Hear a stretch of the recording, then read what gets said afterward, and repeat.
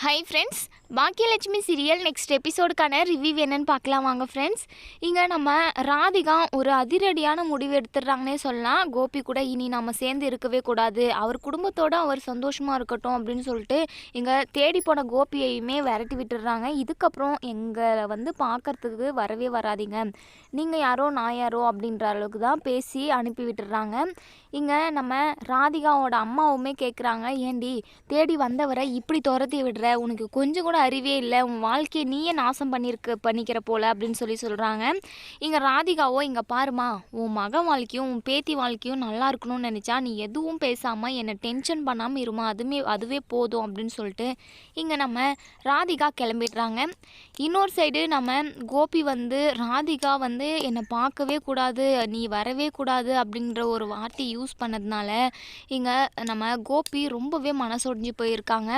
நேராக வீட்டுக்கு போகாமல் எங்கள் கோபி பாருக்கு நிறையவே குடிச்சிடுறாரு, திண்டாடுற அளவுக்கு குடிக்கிறாரு. அவங்க ஃப்ரெண்டு இப்படியெல்லாம் நீ குடிக்கக்கூடாது, உனக்கு பெரிய சர்ஜரி நடந்திருக்கு, எதுக்காக கோபி நீ இப்படி குடிச்சிக்கிட்டு இருக்க அப்படின்னு சொல்லி இங்கே நம்ம செந்திலுமே சொல்லிக்கிட்டு இருக்காங்க. இங்கே நம்ம கோபி இல்லை, என் வாழ்க்கையே முடிஞ்சு போன மாதிரி இருக்குது, ராதிகா என் பிள்ளைங்க, என் பொண்டாட்டி, என் அம்மா அப்படின்னு சொல்லிட்டு எல்லாரோட சந்தோஷமாக ஒன்றா இருக்கலாம்னு நினச்சேன், ஆனால் அது நடக்கலை, இனி நான் எதுக்கு உயிரோடு இருக்கணும், ராதிகாவே என்னை வேணான்னு சொல்லி தூக்கி போட்டு போயிட்டா, என்னால் இல்லாமலும் இருக்கவே முடியாது, எல்லாம் ஒன்றா இருக்கலாம், எந்த சண்டையும் இல்லை, இனிமேல் எல்லா சண்டையும் முடிஞ்சு எல்லா பிரச்சனையுமே வந்துருச்சு அப்படின்னு சொல்லிட்டு நான் கொஞ்ச நாள் நிம்மதியாக இருந்தேன். ஆனால் இப்போ ராதிகா என்னை பார்க்கவே கூடாது அப்படின்னு சொல்லிட்டா அப்படின்னு சொல்லி இங்கே நம்ம செந்தில் கிட்ட கோபி அவர் மனசுக்குள்ளே உள்ள கஷ்டத்தை எல்லாத்தையுமே சொல்லிக்கிட்டு இருக்காங்க. அதுக்காக இப்படியா பண்ணிக்கிட்டு இருப்பேன், நீ பிரச்சனையை சரி செய்ய பாரு, இப்படி குடிச்சு நான் கண்டிப்பாக உன் ஹெல்த்து தான் பாதிக்கப்படும், திரும்பவும் நான் ஹாஸ்பிட்டல் கொண்டு போய் சேர்த்தணும், உன் ஃபேமிலியில் உள்ள எல்லாரும் தான் அலையணும், எதுக்காக இப்படியெல்லாம் பண்ணிக்கிட்டு இருக்கு கோபி, எல்லாம் தெரிஞ்சு தான் பண்ணிக்கிட்டு இருக்கியா அப்படின்னு சொல்லி செந்தில் அட்வைஸ் பண்ணுறாங்க. கோபியோ, இல்லை செந்தில், ராதிகா இப்படி சொல்லுவான்னு நான் கொஞ்சம் கூட எதிர்பார்க்கல, அவளை நான் எவ்வளவோ கஷ்டப்பட்டு கல்யாணம் பண்ணேன், எல்லா பிரச்சனைக்கும் நடுவில் அவளை சந்தோஷமாக வச்சுக்கணும் அப்படின்னு நான் நினச்சேன், ஆனால் இப்போ ராதிகாவே என்னை வேணான்னு சொல்லிட்டா, மயுவுமே என் கூட பேசணும், இருக்கணும், என் கூட டைம் ஸ்பெண்ட் பண்ணணும்னு சொல்லிட்டு அவள் நிறையவே ஆசைப்படுறா, ஆனால் மயுவை கூட பேசவே விடலை அந்த ராதிகா, ஏன்னா எதை நினச்சிட்டு தான் அவள் அப்படி பண்ணிக்கிட்டு இருக்கான்னு தெரியல அப்படின்னு சொல்கிறாங்க. இங்கே செந்திலோ, இல்லைப்பா நீ நினைக்கிறது ரொம்ப தப்பு, நீ எல்லாரோடைய சந்தோஷமாக இருக்கலான்னு நினைக்கிற, ஆனால் ராதிகா நிறைய இடத்துல உன்னால் அவமானப்படுறாங்க, அதனால தான் அவங்க இப்படி ஒரு முடிவை எடுத்துருக்கணும்னு எனக்கு தோணுது, நீ பேசாமல் ராதிகாவை மறந்துட்டு பாக்கியோட வீட்லேயே உன் அம்மா உன் பிள்ளைங்கன்னு சொல்லிட்டு நீ சந்தோஷமாக இருக்கோப்பி, இதுதான் கரெக்டாக இருக்கும் அப்படின்னு சொல்லிட்டு இங்கே செந்தில் அட்வைஸ் பண்ணுறாங்க. ஆனால் கோபிக்கு மனசு கேட்குறதில்ல, ராதிகாவை கூட ஒன்று சேர்ந்து சந்தோஷமாக வாழணும் அப்படின்றதுக்காக தான் நான் அவளை கல்யாணமே பண்ணேன், ஆனால் இப்போ இப்படி ஒரு சுச்சுவேஷனில் நிற்கும்னு சொல்லிட்டு நான் கொஞ்சம் கூட எதிர்பார்க்கல செந்தில், என்னால் ராதிகா இல்லாமல் இருக்க முடியாது அப்படின்னு சொல்லிட்டு ஃபுல்லாக ட்ரிங்க்ஸ் பண்ணிடுறாங்க. சைடு இங்கே ஈஸ்வரி ரொம்பவே பயங்கரமாக யோசிச்சுட்டு இருக்காங்க. எதுக்காகன்னு பார்த்தீங்கன்னா, நம்ம பாக்கியா ஈஸ்வரியை பயங்கரமாக கேட்டிருப்பாங்க, ஃபஸ்ட்டு உங்கள் பையனை வாழ விடுங்க, எதுக்காக இப்படி முந்தானிலே முடிஞ்சு வச்சுக்கணும்னு ஆசைப்பட்றீங்க, அப்படி நினச்சா நீங்கள் அவங்களுக்கு கல்யாணமே பண்ணியிருக்கக்கூடாது, என் வாழ்க்கையை கெடுத்தாரு, இப்போ இன்னொரு 2வது கல்யாணம் பண்ணிக்கிறேன்னு சொல்லிட்டு அவங்களோட வாழ்க்கையுமே கெடுக்க பார்க்காதீங்க, நீங்கள் அப்படி உங்கள் பையன் உங்கள் பேச்சை தான் கேட்கணும், உங்கள் கூடவே தான் இருக்கணும் அப்படின்னு இருந்தால் உங்கள் கைக்குள்ளேயே வச்சு பொத்தி வச்சுருக்கணும், எதுக்காக நீங்கள் கல்யாணம் பண்ணுறீங்க, மற்ற பொண்ணோட வாழ்க்கையெல்லாம் எதுக்காக நீங்கள் அழிக்கிறீங்க, அத்தை நீங்கள் பண்ணுறது கொஞ்சம் கூட சரியில்லை, நீங்கள் தப்பு பண்ணுறதுனால தான் உங்களை நான் கேட்குறேன், நீங்கள் கரெக்டாக நடந்துக்கினீங்கன்னா கண்டிப்பாக உங்களை எதுவுமே கேட்க மாட்டேன் அப்படின்னு சொல்லிட்டு இங்கே நம்ம பாக்கிய பேசுனது எல்லாத்தையுமே நம்ம ஈஸ்வரி யோசிச்சு அதவே ரீகால் பண்ணி பார்த்துக்கிட்டு இருக்காங்க. இங்கே நம்ம ஈஸ்வரி பாக்கியா ஒரு காலத்தில் நம்ம சொல்கிறதுக்கு எதிர்மறை பேச்சு எதுவுமே பேச மாட்டா, அவளை நம்ம திட்டினாலுமே சைலண்ட்டாக தான் இருப்பான், ஆனால் இந்த அளவுக்கு இவ பேசுகிறாளே அப்படின்னு சொல்லிட்டு ரொம்பவே மனசொடைஞ்சு போயிருக்காங்க, ரொம்பவே ஃபீல் பண்ணிவிட்டு டேப்லெட் கூட எதுவுமே போடாமல் இருக்காங்க.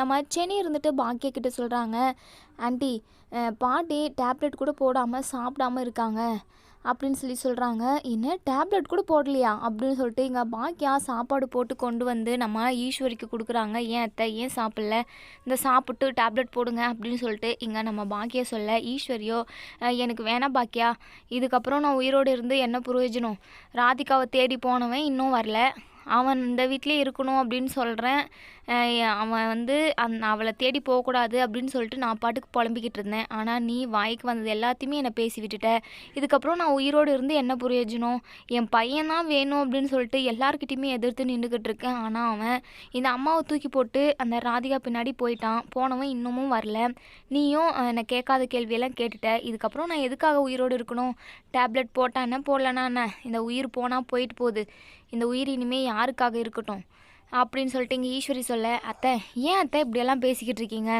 நீங்கள் பேசுகிறது தப்பாக தெரிஞ்சது, அதனால தான் நான் பேசினேன், நீங்கள் கரெக்டாக பேசினா நான் எதுக்காக அத்தை நான் உங்ககிட்ட சண்டை போடுற மாதிரி பேசுகிறேன், நீங்கள் ஃபஸ்ட்டு சாப்பிட்டு டேப்லெட் போடுங்க அப்படின்னு சொல்லிட்டு ஒரு வழியாக ஈஸ்வரியை சமாளித்து நம்ம பாக்கியை வந்து சாப்பிட வச்சு டேப்லெட் கொடுக்குறாங்க. இங்கே நைட் ஆகுது, இன்னுமே நம்ம கோபி வந்து வீட்டுக்கு வரல அப்படின்னு சொல்லிட்டு இங்கே ஈஸ்வரி ரொம்பவே பதட்டப்படுறாங்க. உடனே நம்ம செல்லியனுக்கு சொல்கிறாங்க, செல்லியா அந்த ராதிகாவுக்கு கால் பண்ணி கேளு, அங்கே தான் இருக்கானா இல்லை வேறு எங்கேனா போயிட்டானான்றது நமக்கு எப்படி தெரியும் அப்படின்னு சொல்லிட்டு சொல்கிறாங்க. இருமா ஃபஸ்ட்டு நான் அப்பாவுக்கு ஃபோன் பண்ணிட்டு அதுக்கப்புறமா அந்த ஆன்ட்டிக்கு பண்ணுறேன் அப்படின்னு சொல்லிட்டு ஃபஸ்ட்டு கோபிக்கு கால் பண்ணுறாங்க. ஆனால் கோபி வந்து கால் அட்டன் பண்ணவே பண்ணுறதில்ல, நிறைய டைம் ட்ரை பண்ணுறாங்க, இருந்தாலுமே கோபி கால் அட்டன் பண்ணுறதில்ல. அதுக்கப்புறம் ராதிகாவுக்கு கால் பண்ணுறாங்க. ராதிகா கால் அட்டன் பண்ணி சொல்லு செல்லியா, ஏன் எதுக்காக கால் பண்ணியிருக்க அப்படின்னு சொல்லி கேட்குறாங்க. இல்லை அப்பா இன்னுமே வீட்டுக்கு வரல, அதுதான் கேட்டேன், அங்கே இருக்காரா இல்லை வந்துட்டாரான்னு சொல்லி கேட்குறதுக்காக தான் கால் பண்ணேன் அப்படின்னு சொல்கிறாங்க. இங்கே ராதிகாவோ அவர் அப்போவே வந்துட்டாரே, இங்கே வந்து ஒரு 5 நிமிஷம் கூட அவர் இல்லை, நான் அப்போவே உங்கள் வீட்டுக்கு போங்க அப்படின்னு சொல்லி நான் அனுப்பி விட்டுட்டேனே அப்படின்னு சொல்கிறாங்க.